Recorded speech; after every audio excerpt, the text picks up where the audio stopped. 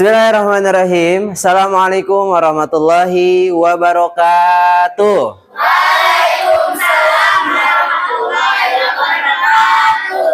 Kaifa halukum? Alhamdulillah inna bil khair. Oke, alhamdulillah hari ini kita bisa bertemu di pembelajaran terkait materi coding dan KA. Oke. Alhamdulillah hari ini sebelum kita memulai pembelajarannya, coba Ustadz bakal nunjuk satu orang untuk memimpin doa, ya. Dibaca doa sebelum belajarnya, simpel aja. Silakan Ustadz pilih maju ya, dipimpinnya di depan di sini. Ican, oke, silakan Ican maju di depan.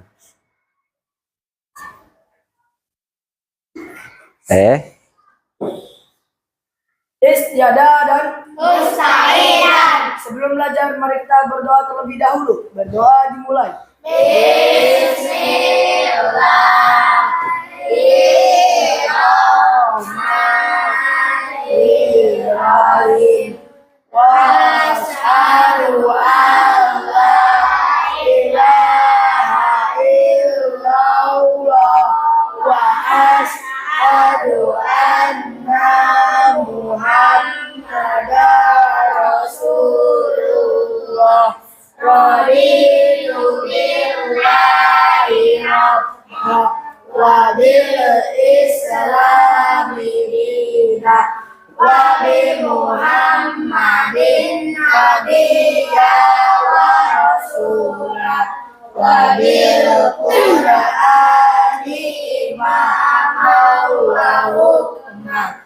Rabbi zidni ilman warzuqni fahman. Amin ya rabbal alamin. Oke, silakan duduk lagi. Terima kasih. Oke, selanjutnya kita mau langsung ke materi atau kita ice breaking dulu? Nanti aja kali ya ice breakingnya, ice breaking bukan breaking. Oke, lanjut. Kita sekarang memasuki ke materi yang ada di depan. Silahkan perhatikan ke depan. Oke. Sekarang materinya atau judulnya yaitu berpikir komputasional sebagai konsep dasar coding dan kecerdasan artifisial. Oke, mungkin di sini ini sangatlah asing dan mungkin pertama kali dengar tentang pelajaran ini, ya, betul nggak? Betul. Oke, nah di sini berpikir komputasional. Komputasional itu apa sih? Nah, di sini kita akan bahas dan mengenai coding dan kecerdasan KA. Ini adalah satu paket. Nah, satu kesatuan yaitu coding dan KA. Apa sih kan coding dan KA? Itu sudah banyak dibicarakan di luaran sana. Sudah banyak materi-materi yang harus kita ketahui tentang coding. Nah, sekarang yang akan kita bahas yaitu berpikir komputasional. Oke, lanjut, kita next. Di sini yang pertama, sebelum kita pelajari materinya, kita harus tahu dulu apa sih tujuan dari pembelajaran yang sedang kita lakukan. Ya, targetnya itu apa? Yang pertama, peserta didik mampu memahami konsep dasar berpikir komputasional. Yang kedua, peserta didik mampu menguraikan dan memberi contoh penerapan berpikir komputasional dalam menyelesaikan berbagai permasalahan di kehidupan sehari-hari. Itu dia ya, yang harus kita kejar dan perlu kita pahami apa sih tujuan dan maksud kita mempelajari materi ini ya. Oke, lanjut. Nah, yang pertama kita langsung Ustadz di sini akan langsung menjelaskan bagaimana berpikir komputasional ya, dan semoga kalian bisa memahaminya. Oke ya, sambil dilihat aja, sambil dibaca ulang-ulang, walaupun Ustadz bacain, kakak pun harus sambil baca juga ya. Oke, yang pertama, berpikir komputasional bukan berarti kita harus menjadi robot atau berpikir menggunakan kode-kode rumit. Mungkin yang pertama kali terbenak di pikiran kalian, kalau misalkan mendengar kalimat coding, wah coding tuh melihat kode-kode yang sangat rumit di dalam komputer. Ada yang simbol, ada yang huruf, ada yang angka, mungkin kayak gitu, betul?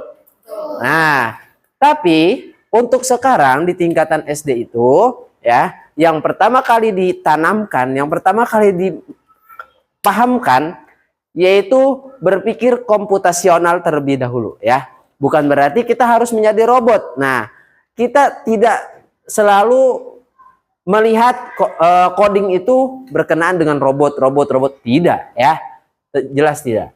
Atau berpikir menggunakan kode-kode rumit. Berpikir komputasional adalah suatu metode atau cara berpikir yang memecahkan masalah rumit secara metodis, efisien, dan logis.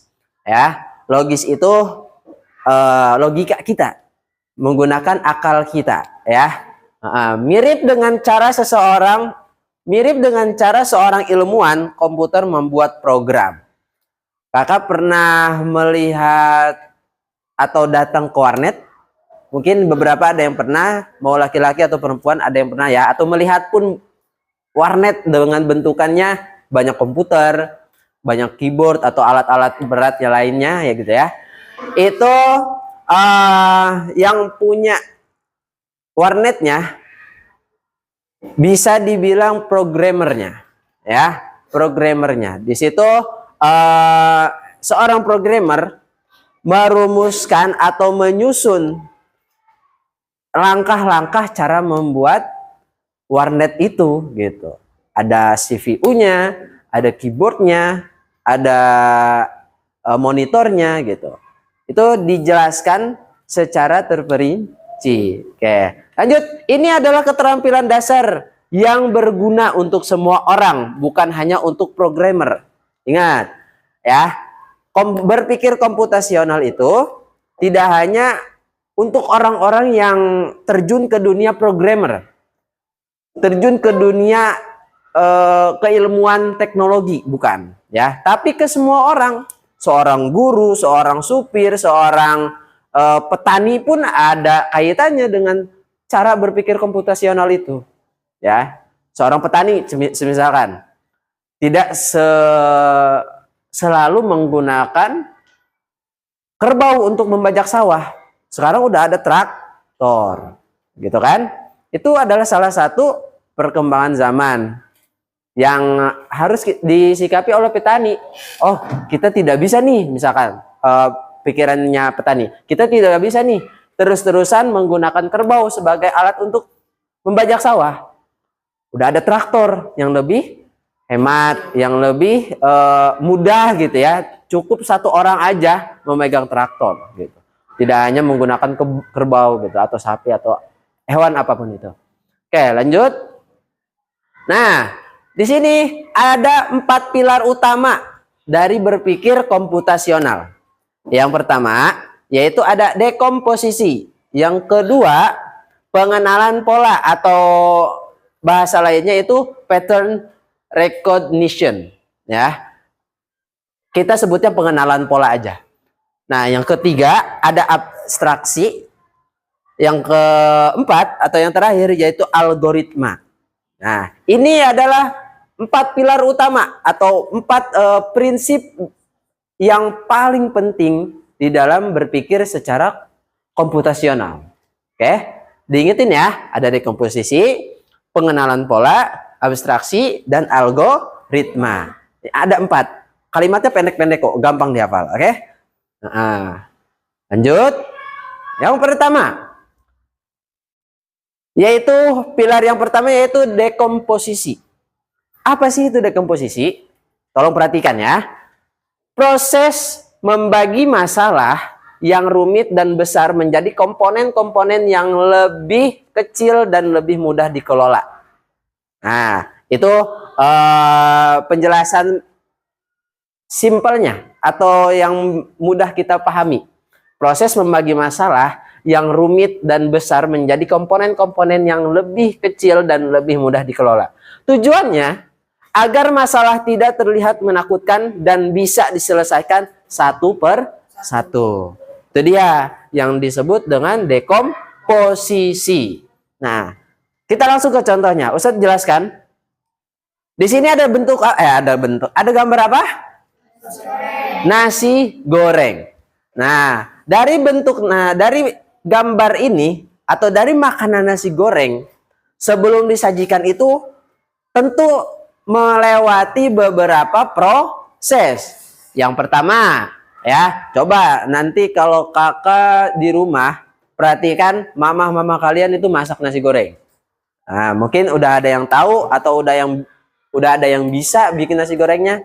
Kita lebih sangkutkan lagi ke berpikir secara komputasional ini, ya. Yang pertama, dekomposisinya yaitu menyiapkan bahan seperti nasi, bumbu, telur, dan lain-lain, ya. Nasi goreng bisa jadi nasi goreng nggak kalau nggak ada nasi? Nggak mungkin. Nah, makanya di sini jelas pentingnya ada nasi, gitu. Ada bumbu, ada telur. Kalau telur sih selera ya. Mungkin ada nasi goreng yang tanpa telur, tapi kayaknya kurang sedap gitu kalau nggak ada telur ya. Ya. Yang kedua, mengiris bumbu. Betul? Betul nggak urutannya? Oke, yang ketiga menggoreng telur. Yang keempat menumis bumbu. Ya, dan yang terakhir mencampur semua bahan dan memasaknya.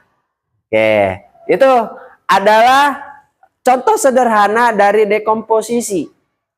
Masalahnya itu kita pengen buat nasi goreng, tapi kan nasi goreng nggak langsung simsalabim langsung jadi. Nah, disinilah urutan-urutan untuk memecahkan masalah membuat nasi goreng gitu. Kita bagi tuh jadi komponen-komponen yang kecil, kita bagi dari urutan 1, 2, 3 sampai seterusnya. Gitu ya. Contoh sehari-harinya yaitu membuat nasi goreng, itu dia ya. Paham sampai sini?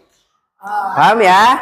Jadi semisalkan nanti Ustaz tanya atau kakak harus memberikan contoh bagaimana cara menyelesaikan suatu masalah. Tidak hanya dalam bentuk nasi goreng. Contoh semisalkan Ustaz tunjuk Opang misalkan. Opang untuk berangkat ke sekolah pun itu adalah suatu masalah misalkan. Kita anggap itu masalah.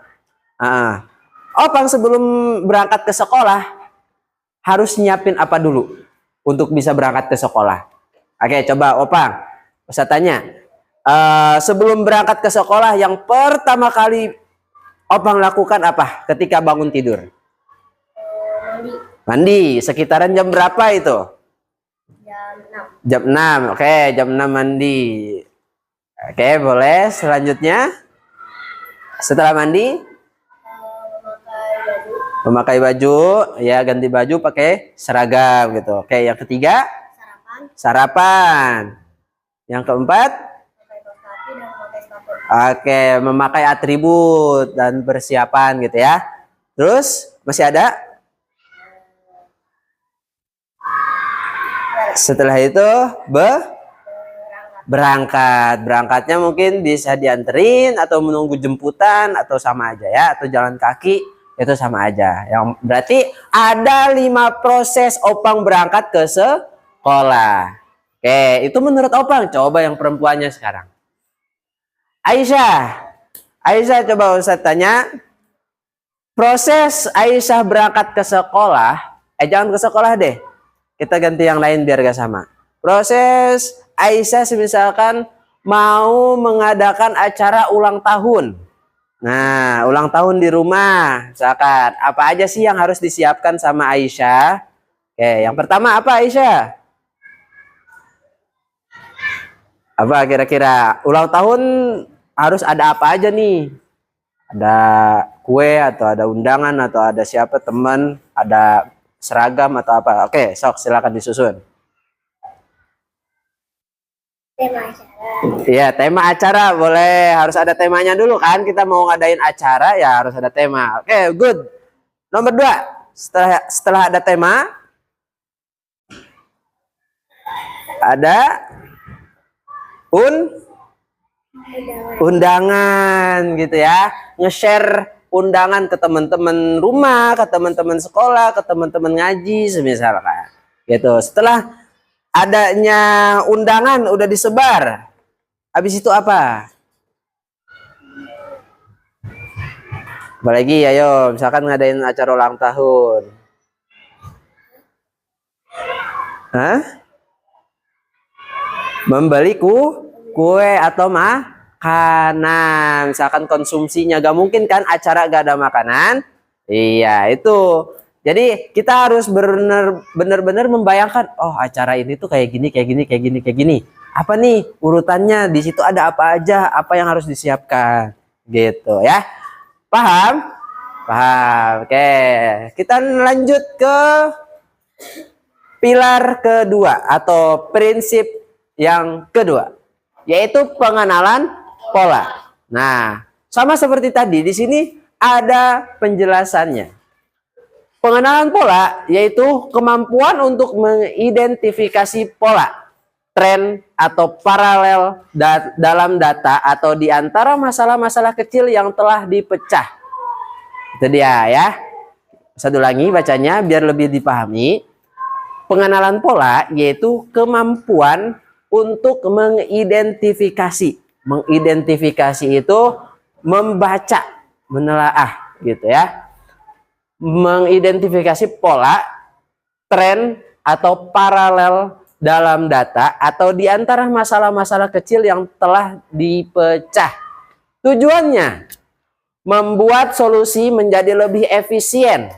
Efisien itu simple, gampang, mudah gitu. Jika kita menemukan pola, kita bisa menyelesaikan masalah serupa dengan cara yang sama. Ya, pengenalan pola itu contohnya dalam kehidupan sehari-hari yaitu jadwal kegiatan harian. Yaitu seperti belajar, bermain, dan tidur. Oke. Seperti biasa, setiap ada prinsip yaitu harus ada contohnya. Ya, di sini contohnya yaitu jadwal kegiatan harian. Kegiatan Ustadz sehari-hari yaitu pertama ya, mungkin di awal kita diawali dengan ibadah, yaitu sholat, ngaji atau apapun itu. Kemudian setelah itu masuk ke pagi hari, berangkat ngajar. Ya, setelah ngajar mungkin ada tambahan yaitu ngajar eskul, ya, ngajar les misalkan. Setelah itu sorenya mungkin Ustadz lebih ke olahraga kayak main bola, main futsal, ya kan? Itu dia jadwal kegiatan harian kita. Setelah main bola, malamnya sholat maghrib. Setelah sholat maghrib mungkin bisa dipakai buat makan gitu ya, ngopi gitu. Pokoknya itulah ya harian-harian Ustadz. Sekarang Ustadz pengen nanya nih, atau nunjuk satu orang buat share kegiatan hariannya dalam satu hari di hari Senin semisalkan. Ya, siapa nih kira-kira yang laki-laki? Coba kakak. Zafran. Ya, Zafran, coba share ke jadwal, bukan jadwal, kayak kegiatan harian Zafran tuh kayak gimana di hari Senin misalkan. Hari Senin kakak pertama apa dulu?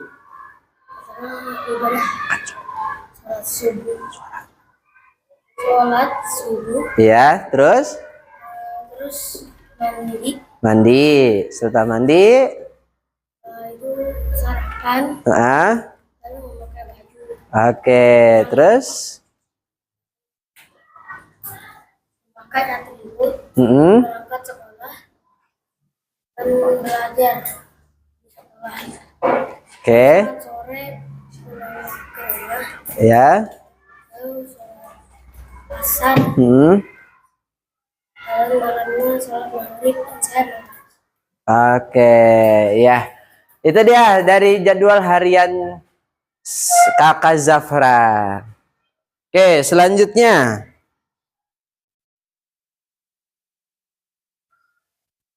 yaitu ada abstraksi. Ya, prinsip yang ketiga. Oke, prinsip yang ketiga yaitu prosedur untuk menghilangkan data yang tidak relevan atau berlebihan dan berkonsentrasi secara eksklusif pada fakta-fakta yang paling krusial, Ya, saya ulangi ya, diperhatikan ke depan kakak.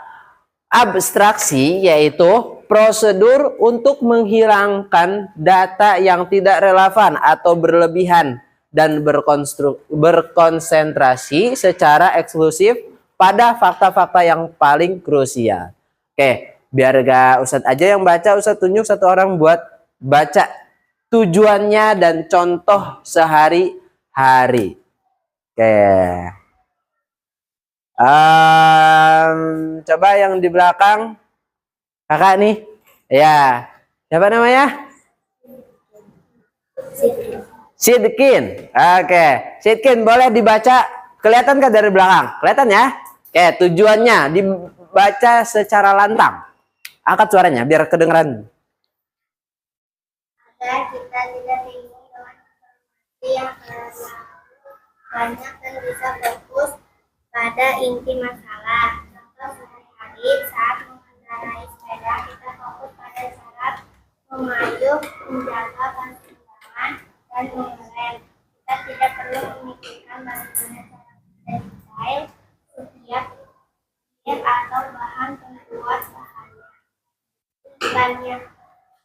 Oke, itu dia contoh dan tujuan dan contoh dari abstraksi ya.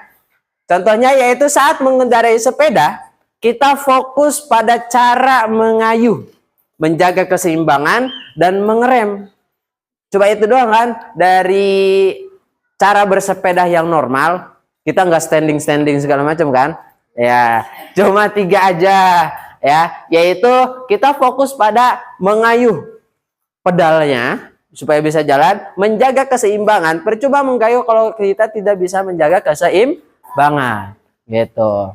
Setelah menjaga keseimbangan yaitu mengerem, harus ada remnya gitu. Udah 3 itu doang, itu bisa diperhatikan dan bisa kita jadikan pilar utama menjalankan suatu sepeda gitu ya. Kita tidak perlu memikirkan bagaimana cara kerja detail setiap gear atau bahan pembuat bannya gitu. Jadi abstraksi itu kita hanya memikirkan hal-hal yang pentingnya saja. Yang tidak penting atau yang dirasa kurang penting itu kita bisa lewatkan gitu. Bisa ya udah skip aja gitu ya. Contohnya misalkan kakak di sini pernah lihat Google Map? Pernah ya? Atau mungkin buka juga pernah, buka Google Map di HP-nya. Nah, itu dari misalkan rumahnya Napisa kan jauh ya misalkan. Dari sekolah sekitar 2 kiloan misalkan. Nah, bukalah Napisa itu Google Map untuk berangkat ke sekolah. Tapi di tengah-tengah perjalanan Napisa itu berangkatnya muter lewat jalan yang biasa dilewatin sama Napisa ya. Di jalannya itu terdapat belokan yang kecil-kecil misalkan gang-gang tikus kita biasa sebutnya ya gak? Nah, tapi Google Map tidak membaca itu karena itu adalah gang-gang yang dirasa tidak penting gitu. Cuma Google Map itu cuma menggariskan atau mengarahkan kita ke jalan-jalan yang pentingnya aja, jalan gede, jalan raya gitu ya. Betul? Nah, itu yang disebut dengan abstraksi. Kita hanya melihat yang penting-pentingnya saja. Oke, paham? Iya, itu intinya. Lanjut ke nomor 4, prinsip nomor 4, prinsip terakhir ya. Nah, oke, yaitu algoritma. Apa sih itu algoritma? Nah, algoritma yaitu serangkaian langkah-langkah atau aturan yang jelas dan berurutan untuk menyelesaikan suatu masalah. Nah, oke, pokoknya dari nomor 1, nomor 2, nomor 3, nomor 4, semuanya berkaitan dengan suatu masalah. Karena emang tujuannya untuk memecahkan suatu masalah. Bedanya ini dengan cara-cara tertentu. Ada cara yang nomor 1, nomor 2, nomor 3, dan sekarang nomor 4, algoritma. Yaitu, satu lagi, serangkaian langkah-langkah atau aturan yang jelas dan berurutan untuk menyelesaikan suatu masalah. Algoritma adalah hasil akhir dari 3 pilar sebelumnya. Ya, contohnya, ciri-cirinya yaitu urutannya jelas. Yang kedua, tidak ambigu atau tidak memiliki arti ganda. Dia tuh tidak bertele-tele, tidak berputar-putar gitu. Misalkan kalau udah punya satu arti, ya udah kita ngambil arti yang satu aja gitu. Tidak ada arti yang lain gitu ya. Yang ketiga, pasti berhenti setelah masalah selesai gitu ya. Contoh sehari-hari yaitu resep makanan, petunjuk perakitan mainan, atau tutorial cara melakukan sesuatu. Ya, kita ambil contoh dari petunjuk perakitan mainan, karena mungkin kalian juga masih suka mainan-mainan, ya. Coba, misalkan di sini Nizam itu di rumahnya punya banyak Lego, ya. Lego ada yang harganya 10 juta, ada yang harganya 15 juta misalkan ya. Di rumahnya itu udah banyak. Nah, suatu hari Nizam ini pergi ke mall lagi buat beli Lego dengan harga 50 juta misalkan. Nah, pasti gede dong Legonya dan itu banyak banget rakitannya. Pasti Nizam sebelum merakit, yang pertama kali dicari ya untuk merakitnya yaitu buku tutorial. Nah, buku tutorialnya itu udah pasti diikutin sama Nizam itu. Udah pasti menjadi satu-satunya arah untuk Nizam merakit Lego. Betul nggak? Nah, nggak mungkin dia nanya-nanya atau merakit sendiri atau menggunakan tutorial sendiri. Nggak mungkin, karena emang bentuknya misalkan mau bentuk mobil. Ya caranya ada di tutorial buku itu untuk bisa jadi mobil itu ya. Itu yang disebut dengan algoritma, yaitu sebuah petunjuk atau sebuah resep makanan, itu contohnya ya. Paham sampai sini? Paham. Insya Allah ini bisa dipahami dengan mudah ya. Ada 4 pilar aja yang akan Ustadz sampaikan.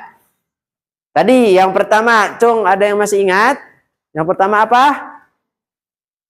Dekomposisi. Yang kedua, pengenalan pola. Yang ketiga, abstraksi. Dan yang keempat, algoritma. Oke.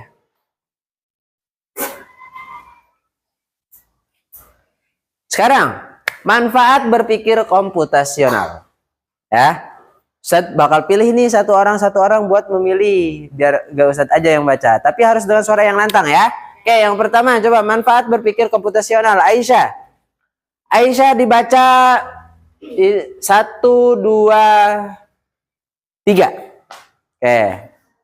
Melatih kemampuan berpikir logis dan terstruktur. Ya. Membantu merencanakan sesuatu dengan lebih efektif dan efisien. Membuatmu menjadi pemecah masalah, problem solver yang lebih baik. Oke, terima kasih Aisyah sudah membaca manfaat yang pertama, kedua, ketiga, yaitu melatih kemampuan berpikir logis dan terstruktur, membantumu merencanakan sesuatu dengan lebih efektif dan efisien, membuatmu menjadi pemecah masalah atau problem solver yang lebih baik. Sekarang yang laki-lakinya nih. Raffi, coba Raffi dibaca yang satu sama yang satunya lagi ini. Dibaca dengan suara yang lebih kencang.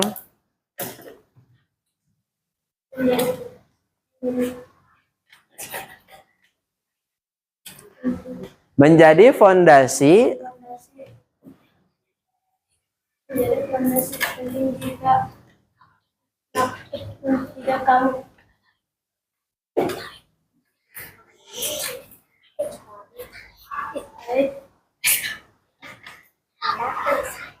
Oke, mungkin yang lain silakan dilanjutkan sama Opang.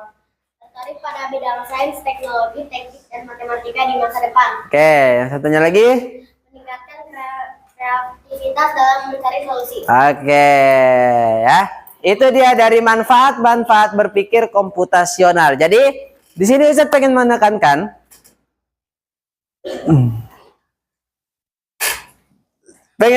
mau menekankan ya, bagaimana kita caranya berpikir komputasional ya. Mungkin ini asing terdengarnya, tapi sebetulnya sudah banyak dilakukan di kehidupan sehari-hari kita.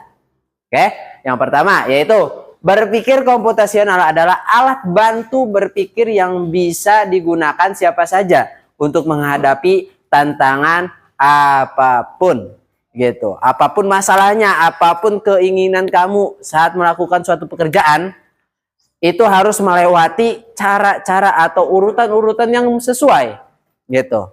Atau yang lebih simpel, tidak menyulitkan ya. Tuh, yang pertama, ingat 4 pilarnya yaitu dekomposisi, pengenalan pola, abstraksi, dan algoritma. Oke, itu dia ya. Yang bisa Ustadz sampaikan. Terakhir, satu yang harus kalian ingat ya. Bagaimana cara berpikir komputasional itu bisa kalian ingat terus, yaitu dengan cara kakak semua bisa memahami urutan-urutan apa aja yang harus kita kerjakan.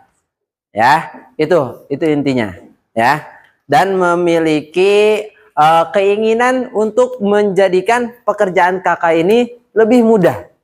Ya, komputasional itu memprogram pola-pola agar bisa dikenali atau agar bisa diaplikasikan lebih mudah gitu ya. Komputer dulu masih komputer cembung, komputer gede ya kan, monitornya. Sekarang udah banyak yang tipis-tipis karena pengen lebih praktis, pengen lebih hemat, pengen lebih efisien gitu. Kakak pun harus bisa berpikir seperti itu ya. Dulu mungkin belajarnya pakai proyektor ya, yang pakai kotak kecil itu. Sekarang udah ada smart TV gitu. Itu dia cara berpikir komputasional. Oke, sebelum kita akhiri pembelajaran kita, Ustaz ada satu nih permainan atau mungkin menjadi ice breaking biar kakak gak ngantuk ya. Oke, di sini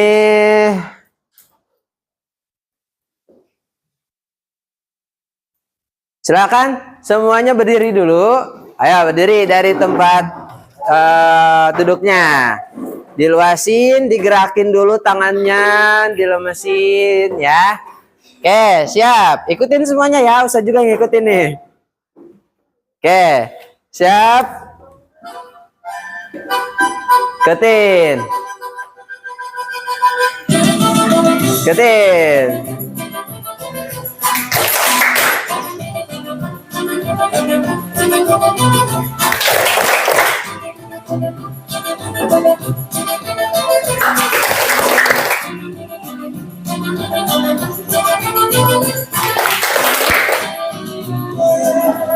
Ikutin. Terus.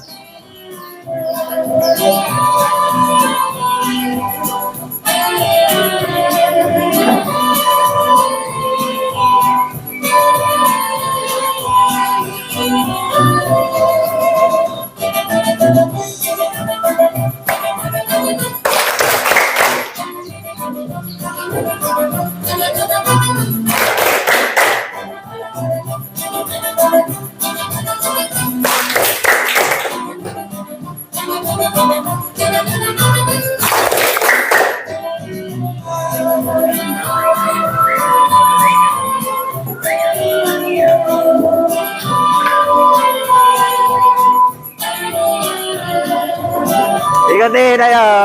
Iya, terus.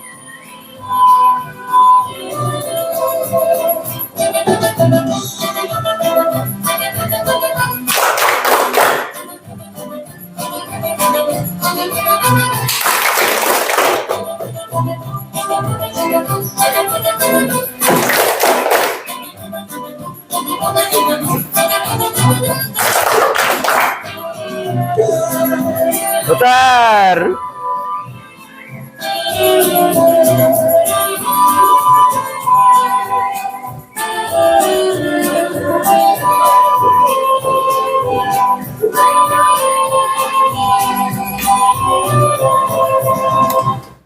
Oke, silakan duduk lagi.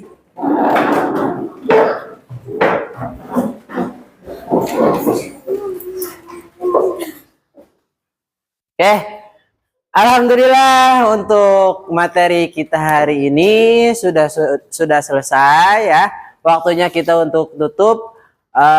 Kita baca kifaratul majlis. Subhanaka wa bihamdika asyhadu an la ilaha illa anta astaghfiruka. Oke, nah tatim bilhamdalah. Oke, semoga kita bisa bertemu lagi di kesempatan yang lain. Saya ucapkan terima kasih. Wabillahi taufiq wal hidayah. Wassalamualaikum warahmatullahi wabarakatuh.